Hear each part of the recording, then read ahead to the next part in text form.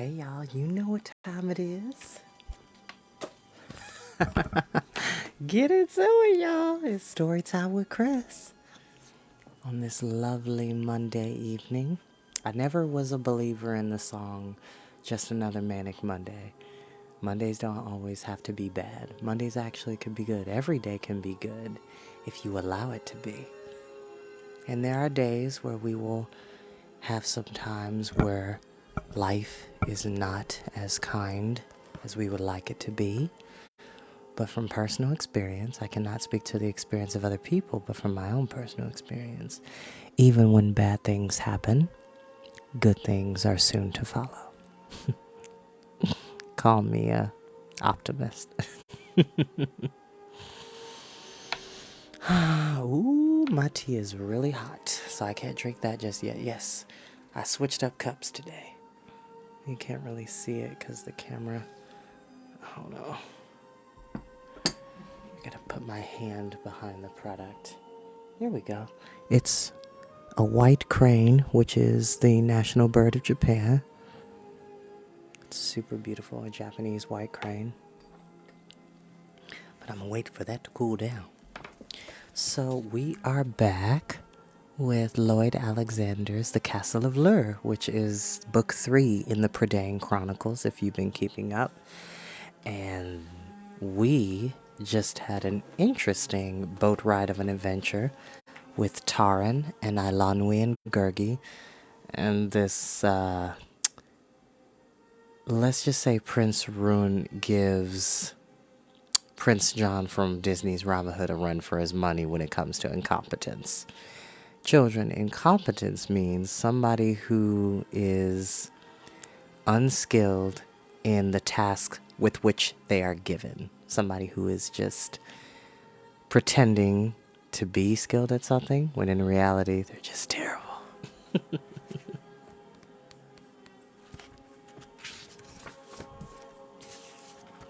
Oh, now I did clean my glasses before I started, because you know me. Always failing to do. Oh, goodness, for real. Okay, so I did wipe them, y'all. I promise you I did. I move a lot, and I've been cleaning today and went to the gym. And no, I don't own the music that you're listening to in the background, which is brought to you by Ambient Worlds. They do a lot of ambient music like Mr. Ambiance. And the music is definitely giving some high fantasy vibes, which is what we want. Alright, but without further ado, we're going to go ahead and begin. Chapter 2. Dinas Ridnot. The days that followed put Taran in better spirits. The companions grew used to the motion of the ship. The air was clear, sharp, and salt-laden, and Taran could taste the briny spray on his lips, while Prince Rune, from atop his platform, shouted commands which the crew, as usual, did not heed. The companions were glad to pass the time by lending a hand at the tasks abroad. The work, as Cole had foretold, eased Taran's heart. Yet there came moments when he suddenly realized the purpose of the voyage and wished it would never end. He had just finished coiling a length of rope when Caw swooped down from the mast and circled around him, croaking wildly. An instant later, the lookout cried they had sighted land. At Prince Rune's urging, the companions hastened to climb to the platform. In the bright morning, Taran saw the hills of Mona spring from the horizon. The vessel sped closer to the crescent-shaped harbor of Dinas Ridnot. So, let me just tell you, I'm not super skilled with the Welsh language. I know enough to do my best at pronunciation of certain names and places and whatnot. So forgive me if I butcher a couple of names for my friends that are of Welsh descent. One in particular who is super awesome. You know who you are. Just message me politely, please. Okay. Where were we? Dinas Ridnot. With its piers and jetties, its stone sea wall and cluster of ships, steep cliffs rose almost from the water's edge, and on the highest of them stood a tall castle. From it the banners of the house of Rutlam snapped in the breeze. The vessel glided to the pier. The sailors cast the mooring lines and leapt ashore. The companions, with Prince Rune marching in the lead, were escorted to the castle by ranks of warriors who made a hedge of honor with their spears. Yet even this short journey did not end without mishap, which we're going to find out what happens. The Prince of Mona, drawing his sword to return the salute of the captain of the guards, did so with such a sweeping gesture that the point snagged in Taran's cloak. "I say, I'm sorry about that," cried Rune, curiously examining the long gaping slash his blade had caused. "I, too, Prince of Mona," Taran muttered, vexed at Rune and embarrassed at the impression his torn garment would make on the king and queen. He said no more, but shut his lips and desperately hoped the damage would go unnoticed. The procession passed through the castle gates and into a wide courtyard. Shouting a glad "Hello, hello," Prince Rune hurried to his waiting parents. King Rutlam and the same round, cheerful face as Prince Rune. He greeted the companions cordially, repeating himself a number of times. If he was aware of Taran's torn cloak, he showed no sign, which only added to Taran's distress.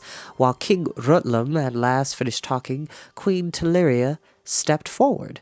The queen was a stout, pleasant-looking woman dressed in fluttering white garments. A golden circlet crowned her braided hair, which was the same straw color as Prince Rune.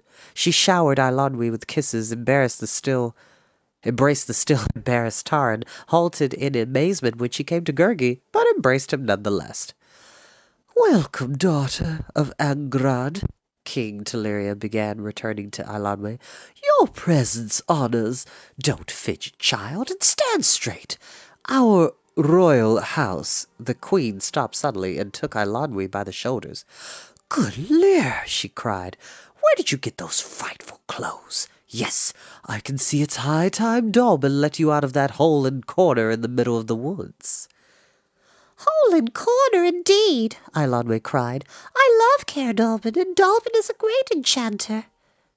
"Exactly," said Queen Llyr. "He's so busy casting spells and all such that he's let you grow like a weed." She turned to King Rutlam. "Wouldn't you say so, my dear?" "Very much like a weed," agreed the king, eyeing Caw with interest. The crow hunched up his wings, opened his beak, and loudly croaked "Rutlam!" to the king's immense delight. Queen Llyr, meanwhile, had been examining Taran and Gurgi by turns, looking at the disgracefully torn cloak. "You must both have new raiment," she declared. "New jackets, new sandals, everything. Luckily we have a perfect wonderful shoemaker at the castle now. He was just— Don't pout that way, my child. You'll give yourself a blister passing through. But we've kept him busy and he's cobbling away. Our chief steward shall see to it. Mag," she called. "Mag, where is he?" "At your command," answered the chief steward, who had been standing all the while by Queen Llyra's elbow. He wore one of the finest cloaks Taran had ever seen, its rich embroidery almost surpassing King Rutlam's garment. Mag carried a long staff of polished wood taller than himself. From his neck hung a chain of heavy silver links, and at his belt was a huge iron ring from which jingled keys of all sizes. "All has been ordered," said Mag, bowing deeply. "Your decision has been foreseen. The shoemaker, the tailors, and weavers stand ready." "Excellent!" Queen Llyr cried. "Now the princess and I shall go first into the weaving rooms, and Mag shall show the rest of you to your chambers." Mag bowed again, even more deeply, and beckoned with his staff. With Gurgi at his heels, Taran followed the chief steward through the courtyard, into a high stone building, and down a vaulted corridor. At the end of it, Mag gestured toward an open portal and silently withdrew. Taran stepped inside. The chamber was small but neat and airy, bright with sunlight from a narrow casement. Fragrant rushes covered the floor, and in one corner stood a low couch and a pallet of straw. Taran had no sooner taken off his cloak when the portal suddenly burst open and a spiky yellow head thrust in. "Fluter Flam!" Taran shouted with joyful surprise at the sight of his long-absent companion. "Well met!" The bard seized Tarn by the hand and began pumping it up with all his might, at the same time clapping him resoundingly on the shoulder. Caw flapped his wings while Gurgi leapt into the air, yelped at the top of his voice, and embraced Fluter in a shower of twigs, leaves, and shedding hair. "Well, well, well," said the bard, "and high time it is. I've been waiting for you. I thought you'd never get here." "How did you come?" cried Tarn, who had just begun to catch his breath. "How did you know we were to be at Dinas Ridnot?" "Why, I couldn't help knowing," the bard replied, beaming with delight. "There's been talk of nothing but the Princess Eilonwe.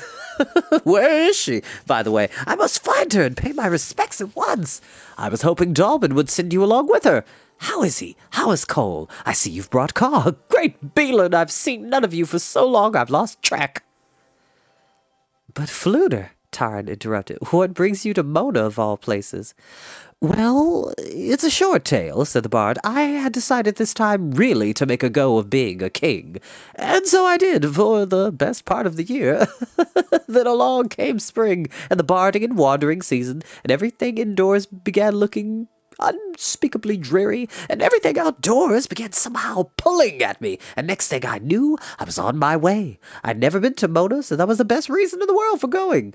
I reached Dinas Ritnot a week ago. The vessel had already left to meet you, or can be sure I'd have been on it." "And you can be sure you've borne us but better company than the princeling of Mona," Tarn said. "We were lucky that noble fool didn't somehow manage to blunder onto a reef and sink us in the tide. But what of Dolly?" he went on. "I've longed to see him as much as I've longed to see you." "Good old Dolly," the bard chuckled, shaking his yellow head. "I tried to rouse him when I first set out, but he's hidden himself away from his kinsmen in the realm of the fair folk." Fluter sighed. "I fear our good dwarf has lost his taste for adventure. I managed to get word to him, thinking he might come along with me for the sport of it. He sent back a message. All it said was, 'Humph.'" "You should have come to meet us at the harbor," Tarn said.